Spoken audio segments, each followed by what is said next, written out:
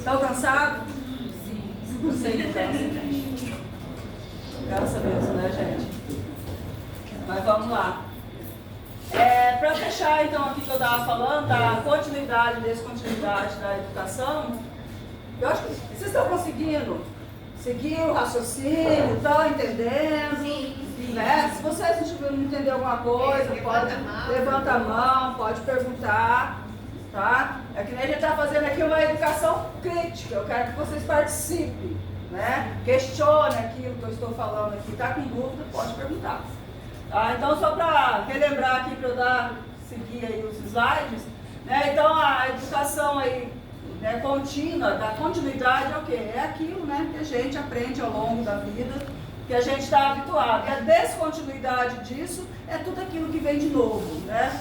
No caso, aqui, lógico, aqui está voltado para a educação, que ele traz lá as transformações sociais, né, as tecnológicas, as culturais. Aí eu entrei lá, né, na hora que a gente deu a pausa, aí a gente falou, quando eu falei a questão das culturais, né, do feriado que nós tivemos aí dia 20 de novembro, o Dia da Consciência Negra. Então, isso é uma transformação cultural, né? As novidades tecnológicas que vem é uma transformação, obriga a gente a aprender que dali para entrar naquele contexto. Né? E as transformações sociais que passam ao longo aí dos anos, né? Pega o nosso país, quanta transformação social o Brasil já passou, né? A transformação social está voltada bem na questão política de um país. Olha o Brasil, se você for pegar toda a história do Brasil, né? Foi um país colônia, depois virou uma república, né? Todo o processo político que o Brasil passou para chegar aqui até hoje, né? Muita gente não sabe, mas a eleição de voto direto mesmo só foi possível em 1990, né? Pós lá o regime militar, certo? E alguém lembra quem foi o primeiro presidente eleito de voto direto? Fernando Collor. O que aconteceu com ele? Não votamos bem, né? Eu lembro desse papai. Então. Mas mesmo assim o voto é importante. Porque eu sempre falo, tem gente que fala assim, eu não gosto de política, então você será governado por aquele que gosta. Você tem que entender um pouco. Você não pode ficar alheio a tudo, não. Você tem que entender ali o processo. Aí, movimentos de mudança e de resistência. Os movimentos de mudança e de resistência na educação refletem a dinâmica entre o desejo por transformação e a defesa dos valores estruturais condicionais. É como eu falei, as mudanças vêm, mas tem gente que é resistente a essa mudança. Né? E dentro da educação, nossa, quanta mudança a gente teve. Tá? Muitas mudanças. E todo ano, quando termina um ano letivo, que inicia o outro, sempre tem algo novo. O professor tem que estar sempre ali, se adaptando, estudando, aprendendo, porque sempre tem, nunca um ano é igual ao outro. Né? Sempre tem novidade aí.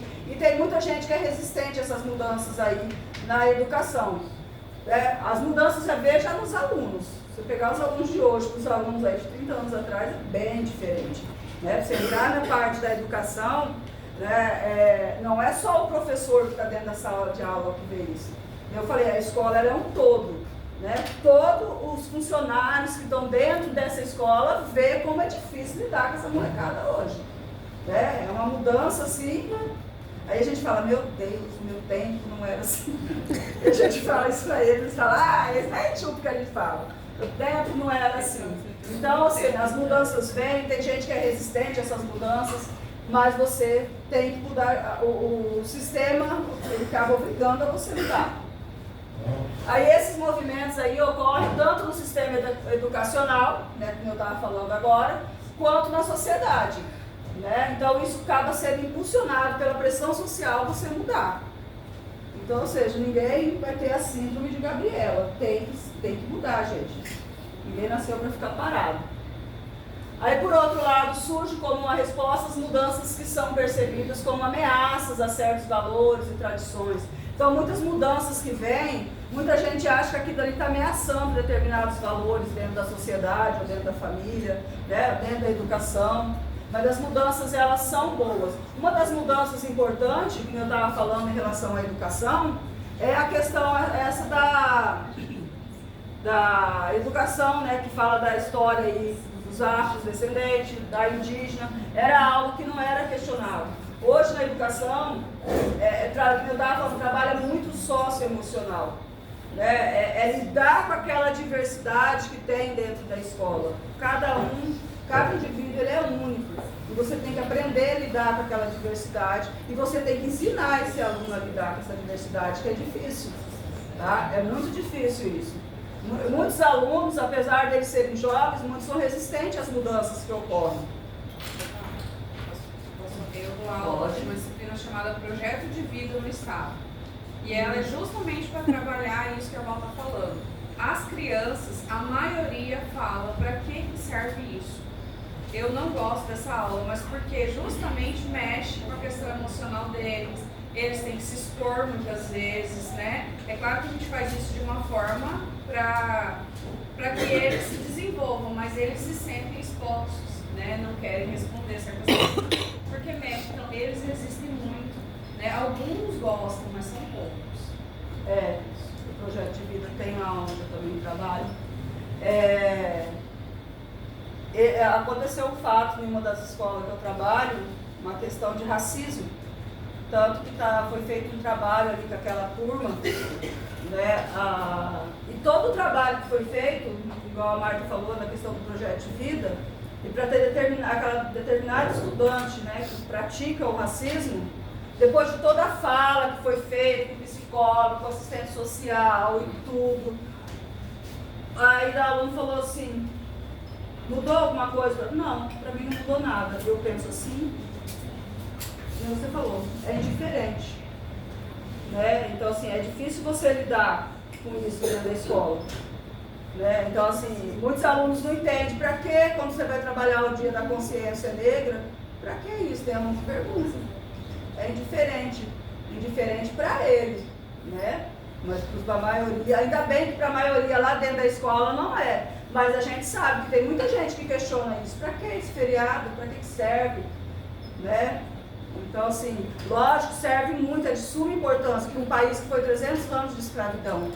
E eu já tinha falado antes, né, o Brasil, foi feito um estudo que ele vai mais 300 anos para ele sair desse processo aí, né, desse racismo, desse preconceito, às vezes até da segregação racial, né, de separar. O Brasil, ele tem um racismo estrutural muito grande. A gente sempre fala em racismo, mas você sabe o que é racismo estrutural? Alguém sabe dizer? O que é o racismo? Todo mundo sabe. Né? Mas o que é o racismo estrutural? Racismo estrutural é quando o branco não admite que o negro chega num patamar, dentro de uma empresa, como um chefe, né? Como um líder, que aquela pessoa negra, ela conseguiu avançar na vida e ela chegou num patamar muito mais elevado do que ele. Isso é um racismo estrutural. O racismo estrutural é quando o negro entra numa loja e ele pergunta um determinado preço de alguma coisa e muitas vezes, às vezes as pessoas fazem sem perceber, sabe? Mas ele fala assim, qual que é o valor disso aqui? Vamos supor que é um item, né, um valor alto. Automaticamente o vendedor, não, tem outro aqui que é mais barato. Isso é um racismo estrutural. Que foi criado há muitos anos e o negro é uma raça inferior. Isso não sei como é que vai dar. Então, foi feito um levantamento que vai mais 300 anos. Porque assim, aqui no Brasil, foi criado até chegar, né, na abolição lá em 1888, tivemos várias leis, né, e nenhuma dessas leis foram respeitadas. Tanto que no Brasil o racismo só passou a ser crime na nossa Constituição atual. Né? A Constituição que foi promulgada em 5 de outubro de 1988. Até então o racismo ele era uma contravenção, ele não era crime. Tá? Hoje não, hoje ele é considerado crime. Só que mesmo ele sendo considerado crime, a gente vê aí as pessoas praticando constantemente. E às vezes as pessoas acabam até praticando, às vezes até de forma inconsciente. Porque nós fomos, né, o Brasil ele se formou em cima desse trabalho escravo, né? Então as pessoas, muita gente cresceu ali nesse sistema. Então, tanto que a gente tem tantas frases, tantas palavras, né? O criado mudo, né? O criado mudo ele surgiu do quê? é uma expressão racista. Hoje ele trabalha dentro da escola muito isso. Os índios também, professor. Os índios também, muito. Né? Muita gente tem lá, fala com o índio, né? Preguiçoso, não quer trabalhar. Né? Então você tem que parar para analisar a história de vida. Né? O índio, ele não é da sociedade, a comunidade dele não é igual à nossa. O índio ele era o quê? Ele caçava, ele pescava para o consumo, não é o adquirir as coisas. Né? Então assim, as pessoas, e eles trazem isso, por mais que os índios de hoje foram aculturados, eles trazem ainda essa herança dessa cultura. Né? E as pessoas, e eles acabaram sendo sufocados dentro dessa sociedade que nós vivemos. E hoje as pessoas olham para eles, né, com desdém, com preconceito. E olha que aqui a nossa região tem muito indígena. Tanto que Dourados é a cidade maior do Brasil com a segunda maior aldeia. Com a maior aldeia urbana. Tá? Então tá aí, travada aqui no nosso estado. E as pessoas, e nosso estado é complicado quando se trata disso. Né, da questão indígena. Nosso estado aqui é um estado de latifundiários, de grandes fazendeiros. Então, quando se fala em questão indígena e fazendeiro, quando se fala em reforma agrária dentro da escola, dá um pé de briga danado. Professora, tem no caso a gente, o nosso trabalho com indígenas, tem a questão de confronto para dentro do mundo. Mas assim, eu vejo que a sociedade trata o índio como se fosse, o indígena como se fosse bicho, sabe? Tem medo. Eles são tão sociáveis como a gente, eles têm medo. Por conta de tudo que foi acontecido, foi dizimado, né? Foram. Tanto que quando eu falei lá no início, do início da palestra, quando os jesuítas vieram para o Brasil, o intuito deles, além de catequizar, que ficaria mais fácil para escravizar depois, mas o intuito era o quê? Que tivesse ali uma relação pacífica entre os portugueses e os indígenas, para não ocorrer, isso aí que você falou, dizimar, exterminar. Porque lá no México e na América Central, já havia, bem dizer, exterminado quase toda aqueles nativos daquela região. Então, tanto que o encontro entre branco e índio foi bem pacífico. Depois, quando teve a catequização ali, aí que, né, os jesuítas catequizavam aqui, o branco vinha para escravizar do outro lado. Né? Então, tanto que escravizar o índio no Brasil não deu muito certo, por isso que veio os negros para cá. Né? Porque o índio, ele fugia, e ele depois viu o Brasil como a palma da mão dele. Aí buscou, né, os africanos para cá, você imagina, você sair do lugar onde você nasceu, se criou e vir com uma terra que você não sabe nem a língua. Né? Então eles foram ali, ó, tratados igual aos animais. Né? Então por isso que a gente tem essas leis, por isso que a educação mudou, por isso que nós temos várias leis que foram criadas para tratar esse tema e tem que ser tratado todo santo dia, sabe? Na escola a gente tem que estar falando constantemente, porque e geralmente quando o aluno traz esse preconceito na escola é porque tem lá em casa. Porque as pessoas, a criança, ela não nasce preconceituosa, ela não nasce racista, né? É o convívio dela ali que transforma ela. Tanto que o Nelson Mandela falava que era um líder aí da África do Sul. Essas pessoas, né? Ninguém nasce odiando ninguém. Se a gente aprende a amar, né? Então a gente não precisa aprender a odiar. E, infelizmente, a gente vê constantemente como o nosso país é racista. Né? E isso entra no projeto de vida que a Marta falou, isso entra no referencial curricular, a gente trabalha isso constantemente, é um trabalho ali que eu falo de formiguinha, não é só o professor, é todo o administrativo de uma escola que a gente tem que estar ali.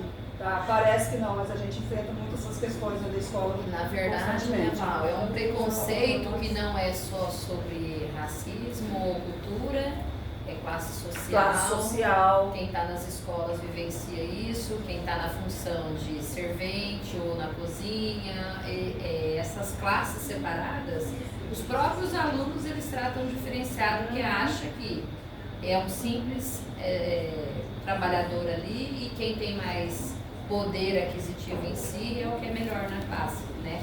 É isso Eu acho que mesmo. não só os alunos. Eu acho que dentro da escola, já vem de hierarquia ali, tanto do diretor, do coordenador, do professor, sempre veio ali, entendeu? Tendo essa essa diferenciação sendo que a gente é um todo. A parte, né, com o passar dos anos, a gente vê que vai quebrando um pouco isso aí. Mas a gente vem de uma história assim que a gente é a melhor classe que tem dentro da escola. Então, ali, não é só o aluno, porque o aluno ele vai ser inserido naquela instituição e ele vai observar e ver como que aqueles funcionários estão sendo tratados a partir de quem? Às vezes, de quem é o professor dele. Ah, o professor trata bem, legal, ó, vamos tratar todo mundo como um todo. Ah, o professor, não, vai lá, chama aquela tia da limpeza lá, entendeu? Então, já começa ali, porque ele também nunca participou de uma instituição escolar. Ele vai ver quem que é o superior direto dele, ver como que esse superior se porta para ele ver o que talvez na cabeça dele seria o certo e o errado. E eu falo para você que acontece em todas as classes, porque igual nós, enquanto professores, às vezes a gente sente um olhar diferenciado por quem está na coordenação, por quem está na direção, Por quem é o a você efetivo, enquanto quem é o professor. convocado. Ou o efetivo e o contratado, e esses olhares a gente sente também. Então, cada um tem esse lado, né? De sentir um preconceito em cima do que a gente está, né? Não só vocês, mas nós também, como professores. Com o passar dos anos, assim, a gente vai, não assim só o professor olhar com respeito, mas a gente próprio se respeitar e se impor respeito. Não, a gente não é menos, a gente faz parte do meio. Você imagina a situação das professoras, contratado e efetivo. Você dá a mesma aula ali. Tem professores que eu conheço que eles têm um concurso de efetivo e o outro é contratado. Ele é a mesma pessoa, só que ele tem já essa diferença salarial, que ele ganha menos de um do que do outro. Então nós sentimos a mesma coisa que vocês estão sentindo aí. E fazendo a mesma função. A mesma ali você, função, às vezes até mais. um é valorizado e o outro não, dentro da mesma função. Você é professor da mesma conteúdo, da mesma matéria. Eu percebo isso também, por exemplo, hoje nós que somos da limpeza ou às vezes da cozinha, tem essa visão, eu acho que mais da sociedade mesmo, que a gente ainda é aquelas pessoas que não estudou e que foi a única coisa que sobrou, sendo que a maioria de nós tem ensino superior. Só que ainda tem esse preconceito de achar que foi a única coisa que sobrou e a gente tá ali porque não tem nada para fazer. E é igual ela falou, eu sou pedagoga. E às vezes eu consigo pegar aula particular lá na escola. Até o tratamento das pessoas mudam quando fala assim, nossa, você é pedagoga? Gente, é a mesma pessoa. O que muda?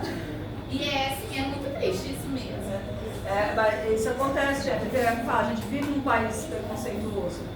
Né? E não é que nem a Damares falou, não é um preconceito só de raça, né? De classe, é um preconceito aí, vamos dizer, não seria uma classe social, de classes mesmo, né?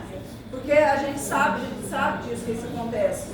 É triste, mas acontece. E isso vai também, eu falo, vai de cada um. Eu particularmente, nas minhas aulas, eu jamais deixo um aluno menosprezar o pessoal do administrativo, principalmente ali ao pessoal da cozinha, da limpeza, porque eu falo, aqui dali, a escola, para mim, eu sempre falo isso, ela é uma máquina, né? Para aquilo ali funcionar direito, para essa estrutura funcionar direito, são várias engrenagens, se uma quebra, aquilo dali desanda. Então, assim, eu mesmo falo, eu jamais... Faz lá a bagunça, a sujeira, vão lá limpar. Não, você vai lá limpar. Você sujou. O que eu falo, você tem lá na sua casa? Não, por que aqui tem que ser assim? Né? Então não vai, às vezes, da professora ali ser pulso firme em relação a isso.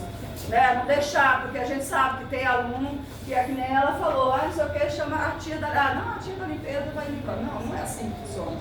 Tanto que no Japão as escolas não têm o administrativo. No Japão, as escolas são os alunos que limpam. Não só nas escolas, as indústrias também do Japão. Cada um cuida do seu setor. Se eu vou trabalhar nesse metro quadrado, eu sou responsável de manter ele organizado. Né? E olha o Japão, o país que é. Certo? E a gente tem sim que aprender a respeitar cada um. Cada um é importante dentro dessa sociedade. Dentro da escola, cada um tem sua função, a sua importância. Professor para passar o conhecimento, a cozinheira para fazer a comida, as meninas para manter a escola limpa, né? Isso precisa, é necessário, isso, todo mundo é importante, todo trabalho é digno. E eu concordo com você que as pessoas realmente fazem isso. Também do funcionário, porque é importante a gente se qualificar também. Porque já imaginou, eu trabalho na limpeza, mas eu sou mal educada. Um aluno vem, eu trato ele mal, eu trato com má educação. Então, também, por isso que a gente faz parte da educação, porque a gente, além de estar aí para exercer essa função, a gente tem que ser educado com o aluno, educado com quem a gente convive, porque senão não faz sentido você estar numa instituição. Imagina, você lida, porque às vezes eu também questiono isso aí. Você lida com certas pessoas e fala assim, nossa, nem parece que a pessoa é da área da educação. Né? Porque é tão mal educado. Daí você vai no canto e fala, meu Deus, sério que eu fui lá na escola? Né? As pessoas tão mal educadas para tratar os outros. Gentileza gera gentileza. Né? Isso aí é algo simples. E a gente, como você falou, né? Você saber falar, respeitar, conversar. A hierarquia existe, isso não tem jeito. Né? Nós vivemos num país hierarquizado. Tem lá do maior do menor, isso aí é claro. Cada um dentro da sua função, mas todo mundo pode viver em harmonia. Né? Eu sempre falo, educação cabe em qualquer lugar. Né? Educação, respeito, isso é de suma importância. E as pessoas esquecem isso. Já começa dentro de casa. Já começa dentro de casa. Muitas vezes não presencia dentro de casa e o que... E ele traz isso para a escola. É porque pra ele é natural. É natural. Natural. Agir daquele jeito. Xingar, se ofender. E geralmente, pessoas que já trabalham na escola, se você vai pesquisar a história familiar dele, é um conjunto que presencia várias coisas. Sim. O que vai dar se ele não está tendo? Né? Porque às vezes o aluno lá, o mais problemático, você chama os pais, quando o pai chega, ou a mãe, você fala, agora eu tenho. Isso é quando aparece na escola. Isso quando aparece na escola. Isso mesmo, porque você faz uma reunião de pais, é raro, não vem todo mundo.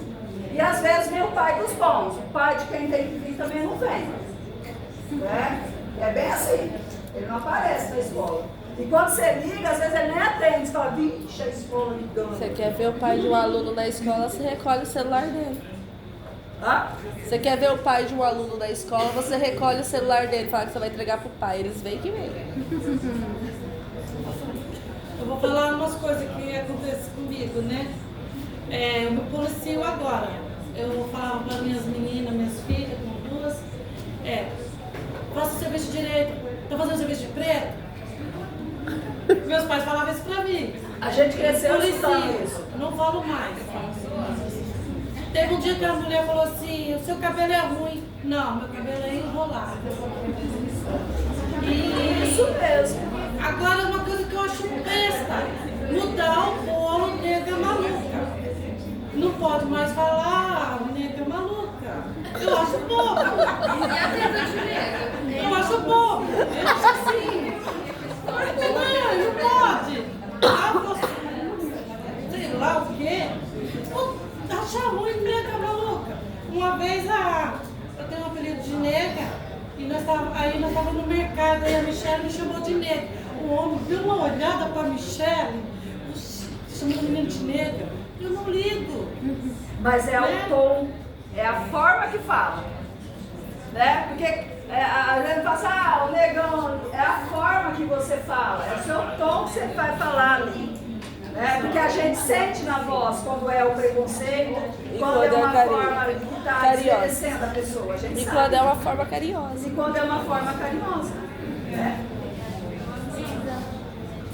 Ó, falando nisso aí, para vocês verem como que agora vai voltando muito para essa questão aí, ó, étnico-cultural, que é uma coisa que está muito dentro da educação agora, né? Constantemente, ó, ele volta ali, ó, diversidade étnico-cultural, homens e mulheres, sujeitos históricos.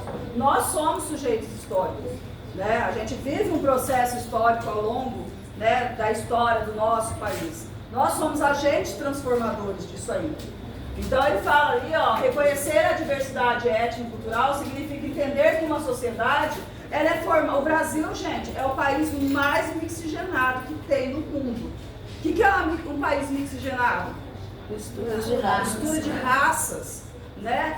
É diferente, se você vai lá no Japão, parece que, ó o preconceito, parece que É tudo igual.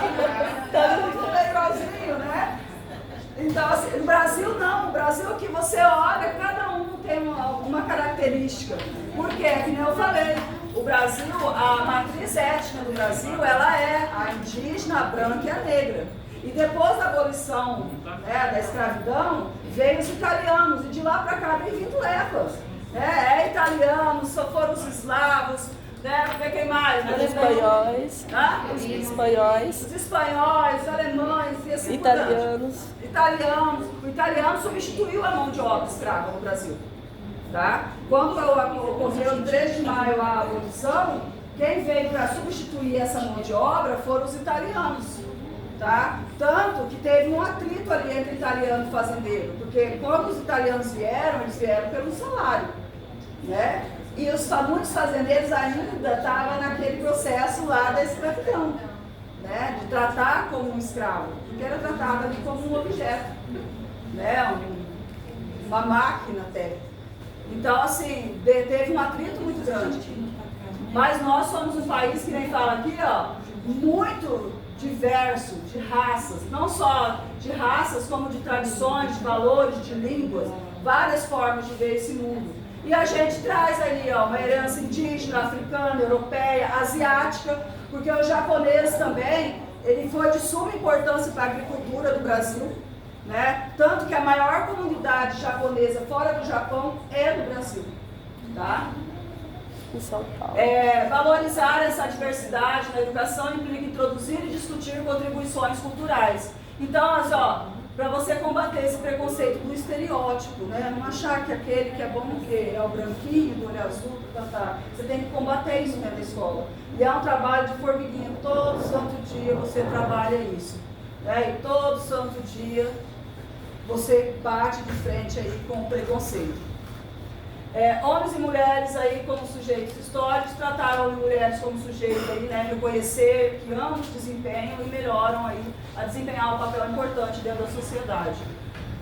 Homens e mulheres é de suma importância dentro da sociedade, né? O Brasil ele é uma sociedade patriarcal. O que isso quer dizer? Na sociedade patriarcal? Onde o homem manda. Onde o pai manda, o homem manda. Onde o pai manda. Né? As mulheres só começaram a ter seus direitos, por exemplo, no Brasil a mulher só foi votar em 1932. Né? A mulher, como eu falei antes, a mulher foi criada para quê? Para ficar, né, em casa, cuidar dos filhos, mas pós as guerras que teve, principalmente pós a Segunda Guerra Mundial, isso mudou, a mulher teve que ir para o mercado de trabalho. Certo? Mas ainda nós somos um país patriarcal, um país machista. Né? Isso aí é outra coisa que se trabalha no projeto de vida que a Marta estava falando, tá? A gente vive num país mega machista, onde ainda o homem, né, pode tudo. A gente tem várias leis que são criadas também, aí dentro da política mesmo, 30% dos cargos políticos é para ser aí, né, é para ser para mulheres, nunca consegue completar esses 30%, certo? Mulheres como líder, são poucas, a diferença de salário, então ainda tem muita coisa para mudar. E toda essa transformação, a gente trabalha onde? Dentro da escola, tá? Dentro da escola. A escola, ela é uma instituição transformadora. Aí aqui também volta de novo ali, né, falando, para não negligenciar, né, tudo isso que fala aí da questão dessas etnias que nós temos aí no Brasil. Aí vem a educação inclusiva e crítica. Ó, eu volto de novo. Vocês estão vendo como que bate na educação crítica? O que ele está falando para a gente constantemente? A gente tem que ser um ser crítico. A gente tem que ser crítico àquilo que está em torno de você. Né? Você tem que ler, você tem que estudar, você tem que se inteirar do assunto. Você não pode ficar leiga tudo. É isso que a gente passa dentro da escola. Né? Sempre questionar o que está acontecendo. Não pode ficar leigo, porque tem gente que parece que quer ficar leigo a tudo. É que eu falei antes, né? Tem gente que fala, eu não gosto de política, então você vai ser comandado por aquele que gosta. Então você tem que ser crítico. Mas eu acredito que uma boa parte de a gente considerar um país machista também é por causa disso. Porque a mulher, muitas vezes, ela não se interessa pela política. Aí chega lá, está comandado por homens, mas porque não tem quem se interesse. Não chega a ser. Inclusive, eu acho que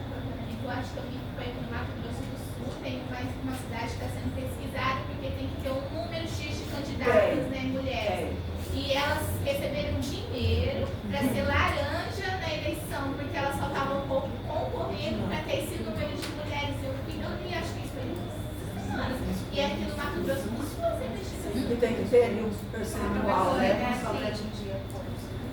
Professora, mas tem, as mulheres têm que se unir mais, porque a maioria dos eleitores, muito maior que os homens, são as mulheres. Porque não tem mulheres lá. Entendeu? Graças a Deus aqui na agenda foi eleito. Mas não bota muita fé em mulher, não, hein? Tem mulher normalmente não vota em mulher. A gente tem costume de falar. Esse é o preconceito. A mulher não vota em mulher.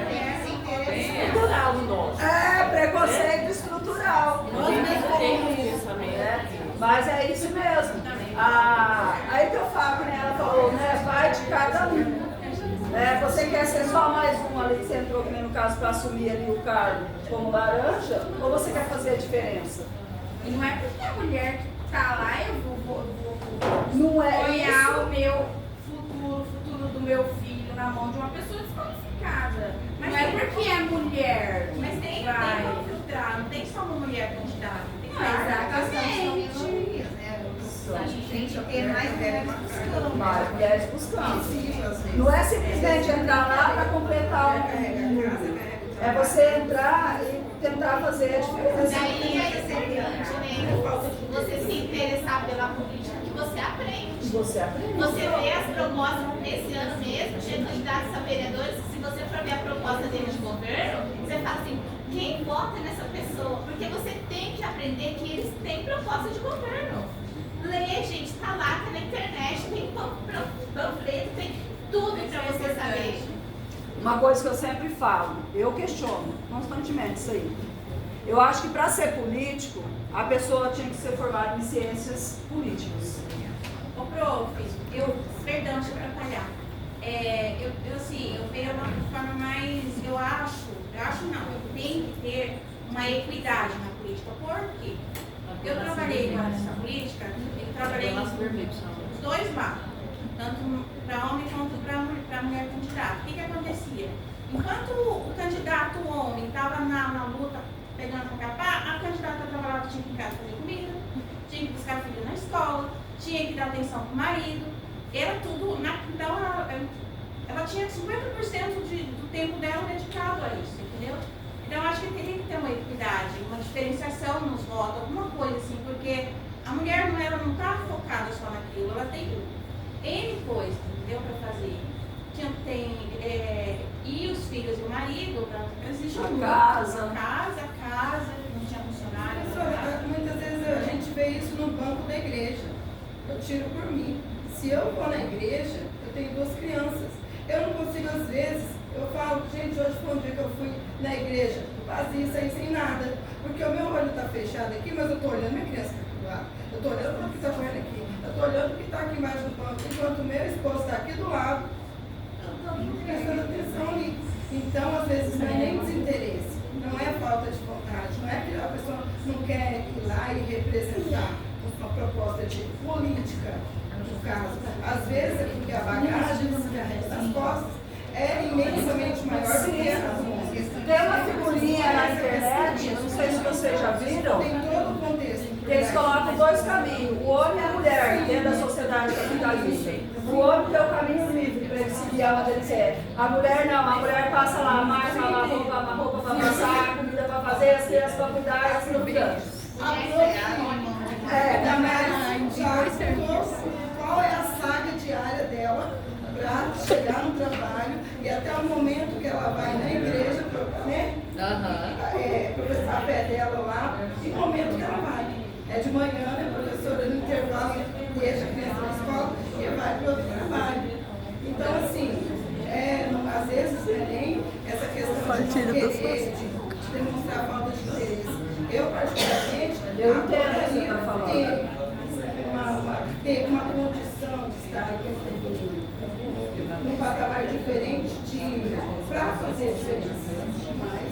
Eu acho que a mulher, para assumir na sociedade um papel desse na política, ela tem que se desligar da família. Agora eu vou focar e vou estudar a parte política para poder direcionar alguma coisa, porque ela daria conta. de administrar, porque a gente administra muito mais coisas, né? Com certeza. Só que a gente não tem o tempo para se desligar para aquilo, porque a gente tem toda uma família, filhos e tudo. Como você vai falar, não, eu vou agora me dedicar à política? E esse é Senão a um casa processo, não anda, né? esse é um processo cultural, gente. As transformações que a gente vê hoje na sociedade em relação à mulher no mercado de trabalho, ele é um processo lento e gradual. Né? Mudou-se muita coisa? Mudou, mas ainda tem muita coisa para mudar.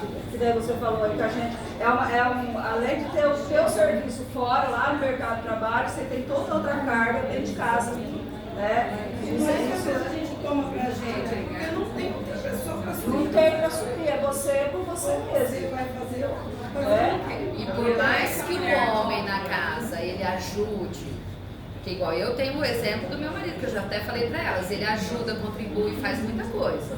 Só que o que acontece é já de criação, é cultural, ele não pensa igual a gente pensa, é diferente. Então ele não tem esse pensamento de que a roupa tá servindo pro filho ou não, se tem roupa pra lavar, se tem sapato limpo ou não.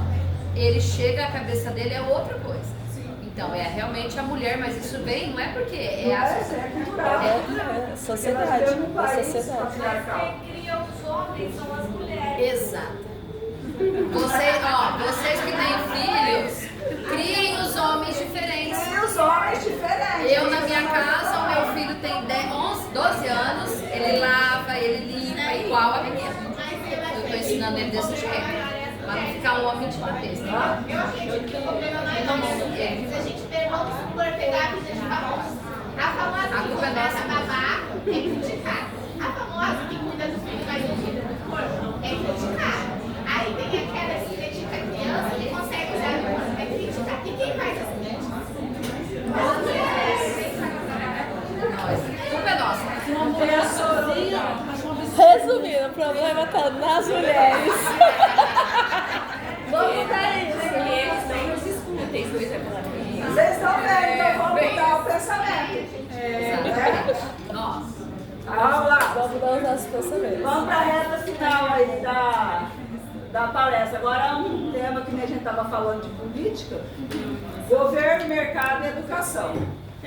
Tá ligado isso aí? Sim. Muito, né? Então, a relação entre governo e mercado e educação no Brasil é complexa e reflete aí tensões, desafios de um país aí marcado por desigualdade, né, social e econômica. Então, que é um país mais desigual do que o Brasil, né? Lógico que tem outros, tem, mas vamos tratar do nosso, né? Deixa o outro lá que se vê, vamos cuidar do nosso. Aí, tem 3 pilares aí que interagem de maneira que afetam profundamente essa qualidade aí, o acesso e os objetivos desse sistema educacional. Quais são esses pilares? O papel do governo na educação. Então vamos lá. Né? Quando se fala em educação, quem rege essa educação é o governo. Quando foi feita aquela Constituição ali, a última que rege o nosso país, lá colocou nessa Constituição falando que o Estado ele ia fornecer educação, saúde, moradia, saneamento básico, segurança, né? Hoje a gente vê que o Estado já não está suportando mais isso. Aí é onde que entram as privatizações. Muitos lugares estão terceirizando o serviço, né? Mesmo dentro de prefeituras, acabam terceirizando esse serviço, porque o Estado já não está suportando toda essa carga. Aí fala ali, ó. O governo brasileiro, né, ele é o principal responsável pela oferta dessa educação pública. A educação básica, né, não faz tanto tempo que ela se tornou obrigatória. Né? Hoje é obrigatório. Se você não coloca o filho na escola, o conselho tutelar vem. Né? Ela é básica, ela é obrigatória, ele tem que estar lá na escola. E isso está nessa Constituição. Ele desempenha funções, qual que é a função do governo? Financiamento, né, voltado para a educação, que eu estou falando, tá, gente? Um exemplo de financiamento para a educação. Alguém sabe dizer? FIES. Né? FIES aí é um exemplo desse financiamento. Políticas públicas para a educação. Né? Tentar elaborar ali, traçar metas aonde melhora essa educação do Brasil. O Brasil sempre almeja aquela nota lá do IDEB de 6. Né? Nunca atingiu esses 6, né? É difícil atingir os 6.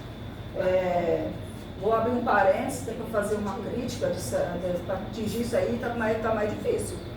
Porque o sistema político, eu estou vendo ali, porque eu estou na educação, eu trabalho no Estado, eu não trabalho no município, eu sou do Estado, que hoje o aluno, que ninguém falou, só dele ir lá, respirar lá, ele passa. Né? O governo mesmo do Mato Grosso do Sul veio aí agora com a reprovação zero. Então, isso é preocupante, gente. Isso é preocupante. Eu mesmo, no dia que teve a reunião falando dessa reprovação zero, eu mesmo olhei para a minha diretora e falei, que tipo de adulto que nós vamos pôr nessa sociedade?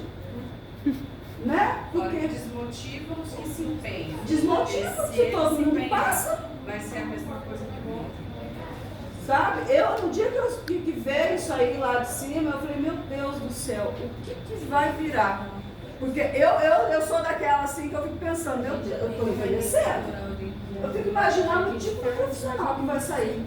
Médico, dentista, advogado, engenheiro. Eu só penso quem vai ser o médico que vai cuidar de nós no futuro.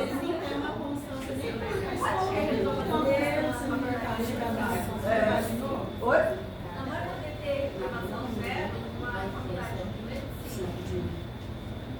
Como vai ter, né?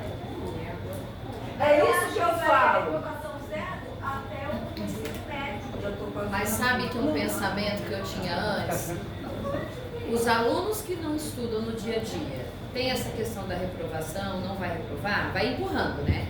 Só que aí a minha cabeça era assim, quando ele chegar no mercado de trabalho, esse aluno não vai conseguir arrumar um emprego. Ou ele não vai conseguir entrar numa universidade porque ele não se dedicou ao estudo igual os outros que se dedicaram. Só que o que está acontecendo agora? Depois da pandemia, eu tenho cunhados e irmãs, as minhas cunhadas, que trabalham em universidades. As universidades estão com poucos alunos.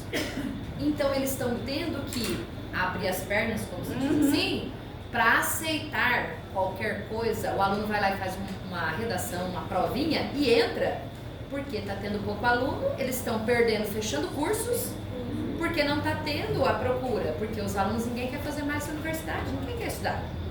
Porque de qualquer jeito aí está indo, eles estão trabalhando em qualquer lugar, então para que continue eles tendo um emprego, eles estão abrindo para esses alunos. E aí o que está acontecendo? Os professores de universidade, minha cunhada está doidinha, porque tem aluno lá que não vai para a escola, não está indo na faculdade, chega no final do semestre, tem lá 3, 4 alunos, o resto está tudo levando dependência. Aí ela fala, o que nós vamos fazer? O reitor está chegando na universidade fazendo isso igual o diretor está fazendo.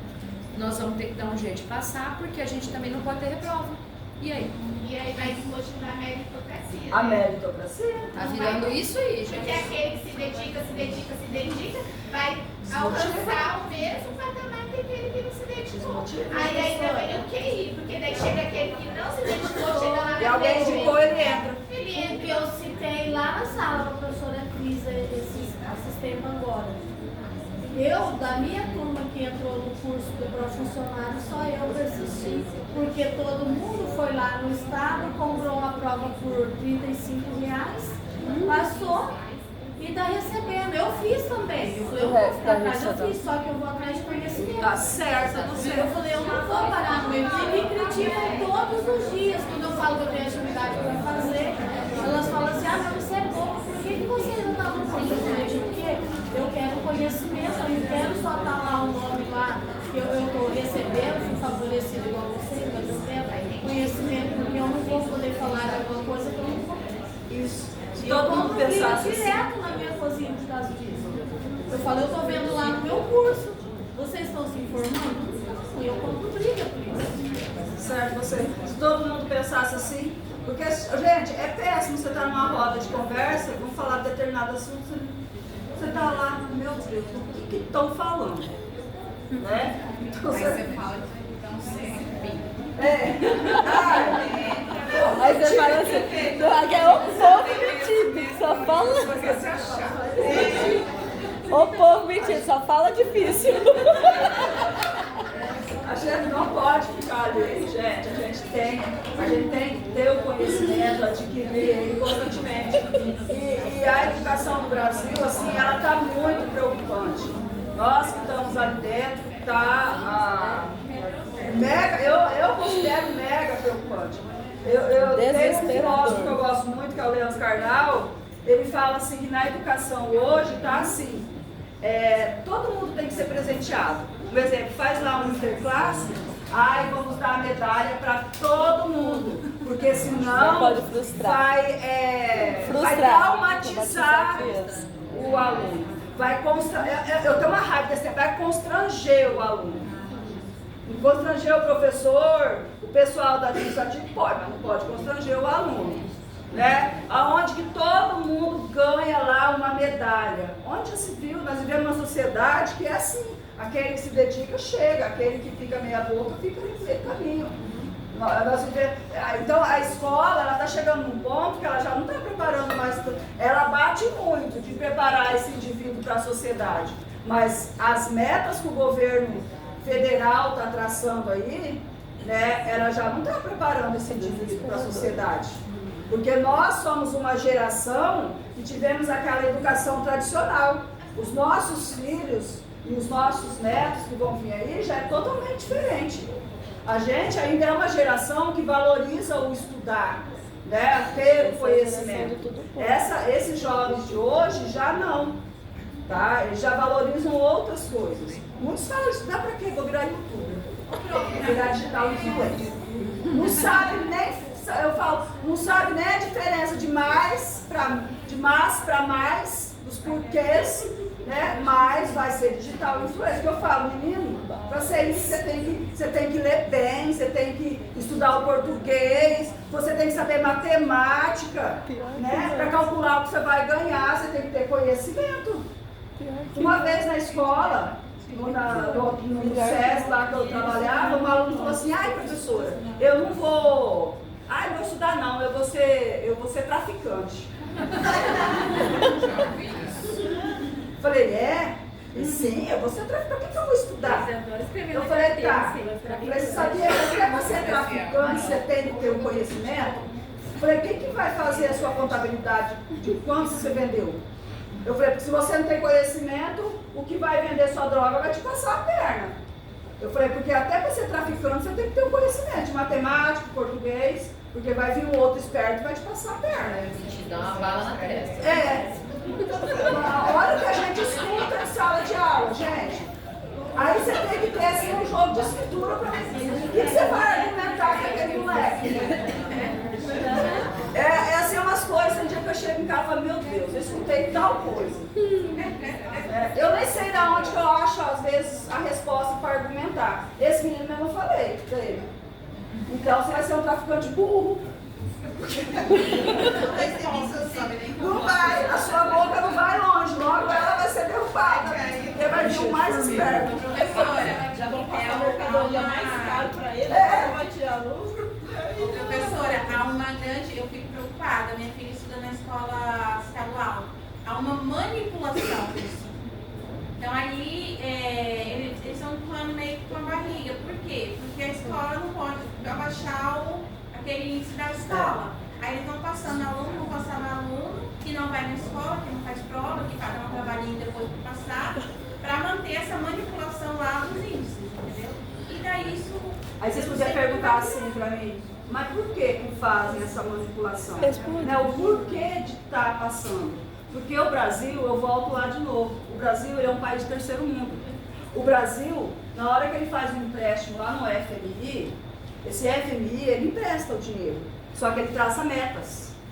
Né? Não é simplesmente emprestar e você vai pagando ali, né? Não. Ele traça metas. O FMI é o Fundo Monetário Internacional, é um banco que fica nos Estados Unidos. Então eu vou te emprestar tantos milhões, mas qual que é a sua meta? Você vai ter uma meta de 4 anos. Então dentro de 4 anos você tem que investir na educação, você tem que investir tantos por cento na saúde, tantos por cento em segurança. Entendeu? Só que eles não vêm para fiscalizar isso. Certo? Então aí é onde você falou da manipulação. O que o governo faz? Cria esses montes de estratégias, né, que nem agora a reprovação ali 0, né, para passar, porque para chegar lá no fundo, lá no final, ter aquela aprovação de 100%. Certo? Mas aí por quê? Porque ele tem que mostrar lá para o FMI, ó, eu atingi a meta. Não sabe de que forma, mas atingiu. É real aquele dado? Claro que não, gente. Ninguém aprende. É que eu falei igual. Daí eu sou desfavorável à cota, porque daí tu vê como que vai pegar um estudo tão Precário. de qualquer jeito para colocar numa universidade pública, porque eu fiz a universidade pública e não é assim não. Eu cheguei lá, ó, se vocês estão entendendo isso até agora, vou atrás. E eu tive que, refazer todo o meu ensino médio, porque eu chegava lá e eu não sabia. Sim. Mas é de química que eu tive que correr atrás. Só que você viu como está cortando, que a Damares estava falando, que até as universidades agora estão tendo que abrir, porque não vai ter aluno. Isso. As públicas. Mas isso é muito Pública? triste. Federal lá da minha cunhada. A UFMS, ela vai constantemente nas escolas estaduais tentar arrebatar os alunos do terceiro ano. Porque não está tendo público. Professora. E se ele faz a prova, ele não passa. Isso é muito triste, muito É triste, triste. porque as classes altas vai continuar mandando e a gente que é pobre vai continuar obedecendo, porque não tem qualidade. Mas é isso. Porque população que tem conhecimento, população crítica, ela questiona. Se você fica alheio a tudo, você vai falar amém pra tudo. Professora, mas assim, a gente não pode o governo. Chega lá em cima e eu falo pra minha filha, se você não entendeu matéria na escola, o YouTube tem um professor que você escolhe a rodo. Né? Eu estudo na faculdade, mas eu estudo mais no YouTube do que na prova de faculdade. Então assim, ali no YouTube você tem. Mas é isso que eu falo. É você que vai ter que correr atrás desse conhecimento. Se você depender do governo, você está ferrado. É você que vai ter. Se você quer adquirir esse conhecimento, que nem ela falou ali, que os outros pagou o curso, mas você quis ficar aqui, é por ela, é por você. Porque se você for na onda que tá, vai ser só mais um. É aonde que tem que fazer a diferença. Aí é por você. Você quer ter o conhecimento ou você quer ficar ali? É de cada um. Mas é aquela velha frase, né? Ô, Ou Pro. você batalha para ter o seu sucesso, ou você vai batalhar para o seu sucesso. Isso é boa. Ô, Pro, ela conseguiu lá os 10%, mas segunda-feira eu vou atrás do Josimar, acredita? Eu também quero ganhar esses 10%, eu vou terminar o curso, mas eu também quero ganhar esses 10%, aí eu vou fazer esse curso online. É pra Não, estar. mas eu fui lá no Josimar, filha, tô esperando a resposta. Ele não me ligou, faz 2 meses, agora eu vou atrás. 2 meses? Mas eu não vou desistir do curso, mas eu tenho mais um ano para estudar. Imagina eu ganhar mais 10%. Eu vou atrás também. Né? O Estado conseguiu, porque o município não pode conseguir, né? Aí outra característica aqui de governo, mercado e educação é a influência do mercado na educação.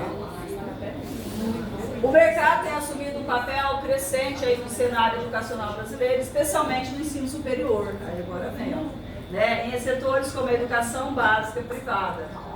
Aí algumas características desse envolvimento, né? A privatização e a mercantilização. O que é essa mercantilização, né? É como você é profissional no mercado de trabalho. Né? Hoje, as escolas privadas e as faculdades privadas, né? Ela não é só uma instituição que transmite conhecimento. Ela acabou, o foco dela é mais o lucro, né? Você pode ver como que as faculdades EADs, né? Elas cresceram de uma forma. Você acha que ali está visando só o conhecimento em si? Claro que visa o conhecimento, mas visa o lucro, né? A mercantilização. Então, essa privatização, ela traz essa mercantilização que é visando o lucro, que são as escolas privadas, as escolas particulares e as faculdades também particulares. Né? Fora a nota máxima no MEC, né? Todas agora têm nota máxima no MEC. E a gente sabe que para ter essa nota máxima, imagine a nossa educação, quantos anos aí pedalando nunca teve nota máxima, né? Na educação básica. E aí vem as EADs, e aí de repente estão todas elas com nota máxima. Porque quando eu fui fazer uma pesquisa, eram algumas, de repente todas têm nota máxima, e aí é a propaganda que se usa, né? E as federais, a gente vê quando, por exemplo, abrir programa de mestrado, que agora ano que vem vai abrir, aqui na UFMS de Naviraí, foram anos e anos, né, passando por todo o processo para alcançar todos aqueles critérios para chegar a ser aprovado. Agora foi aprovado, vai abrir o curso. Manter esse mestrado, aí é outra história, porque precisa manter o nível de qualidade, ou para subir, né, a pontuação na CAPES, ou vai baixar e aí eles fecham o curso. Então, assim, é muito discrepante, né, a diferença de quem tem e de quem vive de subsídio do governo. Professor, mas não tem a prova de ENAD? A prova de ENAD não serve para fazer essa avaliação? Ela serve, só que é para ver o índice da universidade. É um dos critérios, né? Todos os professores têm que ser doutores, tem que ter uma certa quantidade de anos já dentro dessa universidade trabalhando. Eles têm que ter produção de artigos e outros afins imensa, assim, o currículo deles tem que ser, né, perfeito. Então, eu falei na prova, só perguntou na prova de ENAD vai se avaliar essa IAD? Mas sim, avalia, faz, tem. Então, avalia, mas aí Lembra dos dados da escola pública? Por aí. Acontece. Dá um jeitinho brasileiro. Então, ó, o que a Marta falou, que tal faculdade tem a nota mais alta. Essa fala tem a nota mais alta virou uma mercantilização. É uma forma de você vender. Né? E é igual a Cris falou, lembra do 100% aprovado? Então a nota também pode ser manipulada. Né? Aí ele traz a educação à distância, que entra já o que a gente está falando, parceria entre público e privado, que também ajuda bastante. Aí vem desafios e conflitos, que é a interação entre governo e mercado da educação, ele gera ali, né, governo, né, e mercado ali, ó, várias tensões. Quais são essas tensões? A desigualdade de acesso, né? Não é todo mundo que tem o mesmo acesso, né, a essa educação. Não só o tipo de educação, mas também a questão de tecnologia que ajuda você a estudar. Né? O foco na competitividade, educação como direito versus educação como produto. Né? A educação, ela é um direito de todos, né? Tá lá na Constituição, todos têm direito à educação básica, né? Mas ela também acabou virando um produto, né? Ela volta lá na mercantilização, ela acabou virando um produto, principalmente quando surgiu aí as EADs, né? É o vender, né? Vender os cursos. Quem aqui não recebe ligação dessas faculdades EAD direto, né? Se você vai lá, compra um cursinho para fazer, meu Deus, aguenta, né? Porque depois direto está te ligando para aprender as coisas. Então, o foco está realmente no conhecimento? Não, está no lucro. Aí, quais são os possíveis caminhos para isso? Como que a gente pode mudar, melhorar isso aí? Tá? Então, para equilibrar as contribuições do governo e do mercado, é garantir uma educação inclusiva e de qualidade. Né? Algumas coisas que pode ser feito: investimentos sustentáveis, né? Regulação desse setor privado, a educação, aí vem bonitinho ali, né? A educação como prioridade nacional. A educação tem que ser prioridade sempre, né? Mas é isso que eu falo. Essa questão dessas políticas públicas, essas metas que o Brasil tem que atingir, nota, né? Que tem que atingir, acaba sendo assim o resultado final da educação acaba sendo até uma farsa, porque é que nem eu questiono, 100% de aprovação, eu estou indignada com isso. 100% de aprovação, isso é um absurdo, gente. Né? Não existe isso. Nada é 100%. Dentro de uma sala com 40 alunos, você acha que os 40 alunos vão aprender igualzinho, bonitinho? Ah, quem dera se fosse assim. Seria tão fácil, né, dar aula, educar, mas não é assim, né? Como eu falei, cada indivíduo cada um tem uma característica, uma forma de aprender, não tem como todos ali ser aprovados no mesmo nível, não dá para nivelar isso. Então, assim, é preocupante a relação do Brasil com a educação. O Brasil tem muito que mudar, tem muito que melhorar. Na hora que fazer políticas sérias, né, realmente sérias, com foco no aprendizado em si, aí talvez comece a mudar alguma coisa, né? Porque quando você ensina lá o aluno aquela educação básica, você tende a transformar, a criar um adulto, né? Colocar um adulto na sociedade, um adulto muito melhor. Mas se ele não tem um conhecimento necessário, né? Fazer o quê?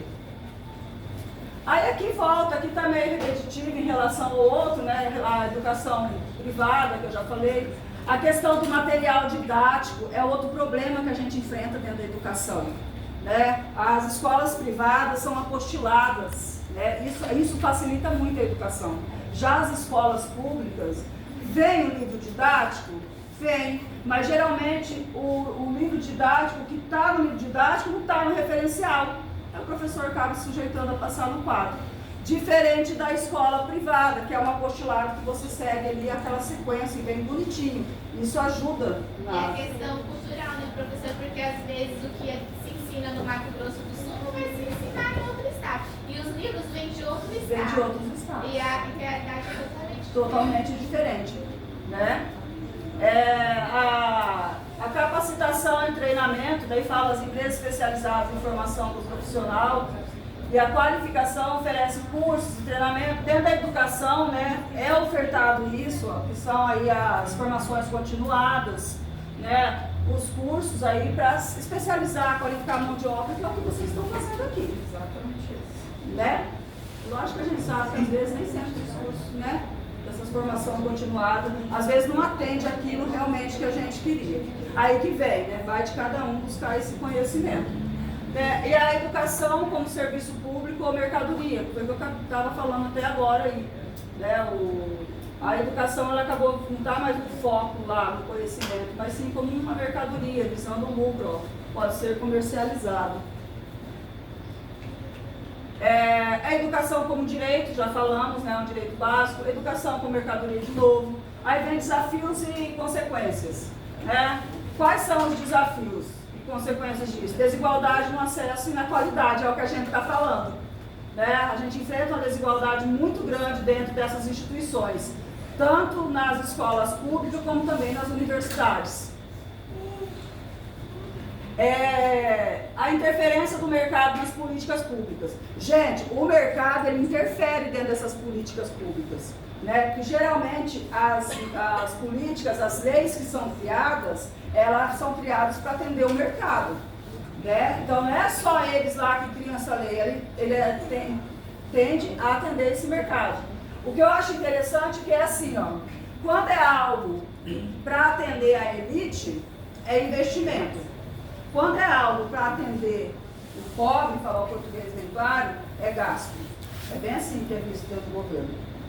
Aí, de novo, a mercantilização do ensino superior, né? A gente sabe aí que antes, há muitos anos atrás, era só as faculdades públicas, hoje a gente vê N faculdades aí privadas, tá? A parceria, né, pública e privada, de novo, as inovações tecnológicas. Isso aqui é uma coisa complicada dentro da educação, né? As inovações tecnológicas. A gente sabe que a gente lida com um problema lá dentro das escolas, a questão da internet não funcionar direito, né? Os computadores não são compatíveis, às vezes você vai tentar abrir um site que o negócio não vai, você leva o aluno lá na sala e aquele site não entra, e você fica ali patinando, quando você vê já passou a sua aula, né? Aí você já desistiu e vai pro quadro. Vai pro quadro, aí você volta lá no tradicional, né? Embora que eu falo assim, que o método tradicional ele nunca pode ser deixado para trás. Eu acho interessante, eu tenho uns alunos do terceiro ano, agora eu não dou mais aula no ensino médio, na escola particular, mas trabalhei muito tempo no ensino médio. Que eles estão terminando, eles falam assim, vou sair daqui e vou fazer o cursinho lá no Alfa. Vou fazer um cursinho pré-vestibular lá, não sei o quê, porque lá é melhor. Né? Aí ele chega lá, ele acha que ele vai ter assim, o professor fazendo um show lá na frente. Quando você vai nesses cursinhos pré-vestibular, você está achando que vai ter tecnologia? Gente, é professor em quadro, é isso aí, mais nada. É o professor lá com lista de exercício explicando. E a gente fala para eles falam, não, vai ser lá, vai ser, não é mais.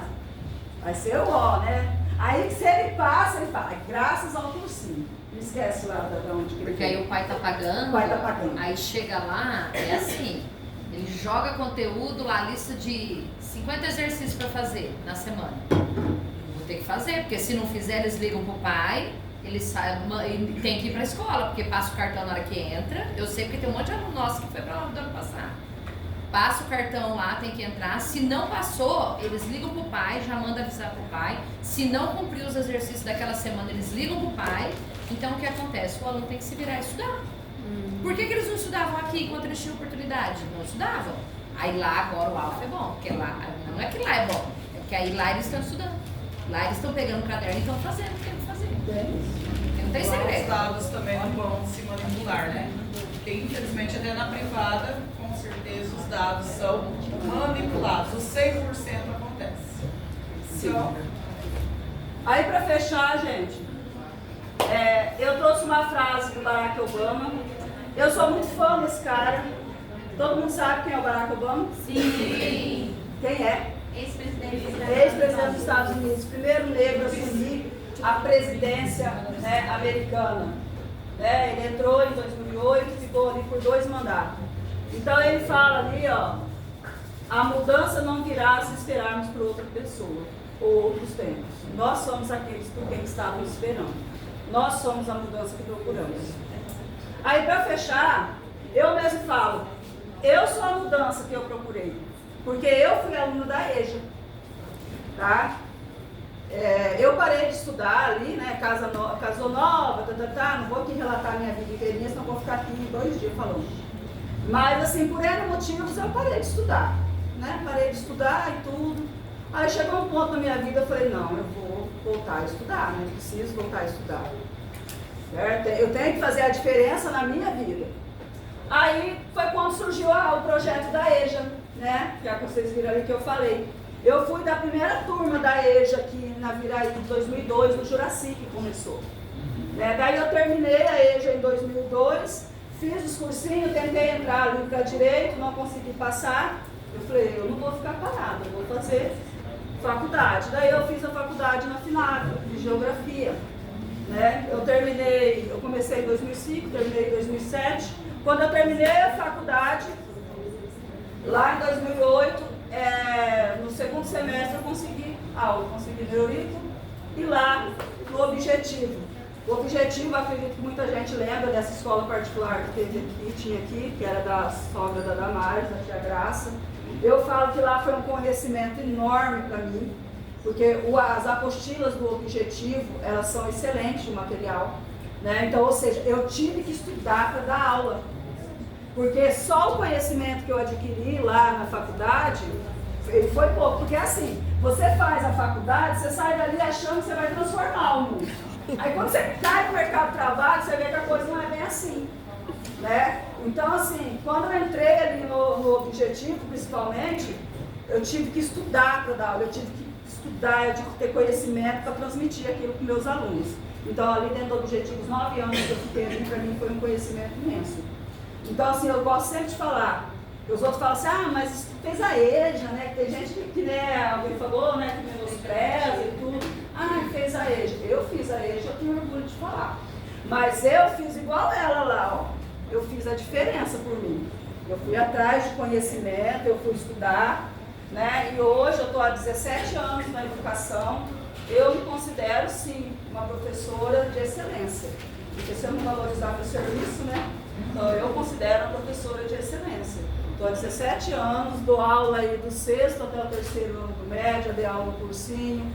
Então, assim, e estou estudando constantemente. Cada dia, para mim, é um aprendizado. Eu sei tudo? Não. Aprendo constantemente com meus alunos. Então, cada dia, assim, determinado assunto que eu vou falar, eu tenho que ir lá estudar, eu tenho que ler. Então, eu falo, a gente não pode ficar estagnado na vida da gente. Né? A gente tem que sempre procurar o melhor. Né? A gente sabe que não é fácil, que a gente falou da questão da mulher, todo o trabalho que a gente tem, né? Fora o nosso serviço, aquele que tem lá em casa. Mas a gente não pode desistir. Eu sei que não é fácil. Você pode até desistir. Desiste um dia, chega em casa, descansa. Se for para chorar, chora. Mas outro dia você levanta e continua. Né? Não desista. Porque eu falo, para nós, só o que transforma a gente é a educação. Né? É você, é a educação, é o conhecimento. Não precisa ser aquela educação tradicional que a gente falou dentro da escola. É o conhecimento que a gente vai adquirindo ao longo da nossa vida. Uma simples reportagem que você lê. Então eu falo assim, pega o hábito da leitura para quem não tem. Né? Leia, não fica só em pedacinho, em trechos de reportagem. Porque eu sempre questiono meus alunos, às vezes eu estou explicando um assunto, vem o aluno, mas eu vi isso e isso. Eu falo, não me venha com informação de TikTok.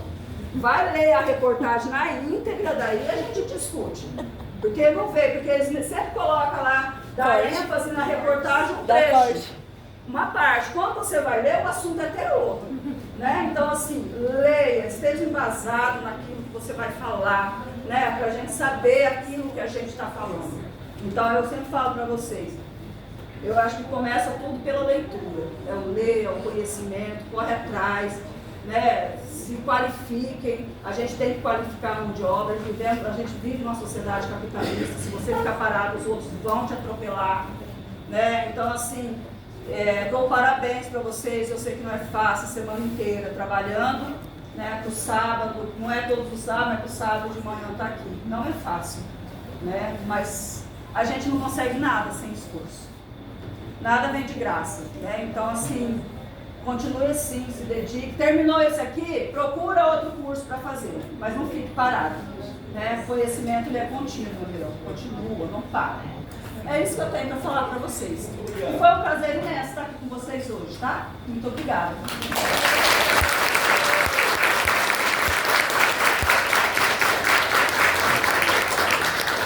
Agradecer a Val por essa troca, né, de conhecimento. Esse aí é Cris. Não sei, tá? Esse é o dela. Acho que é da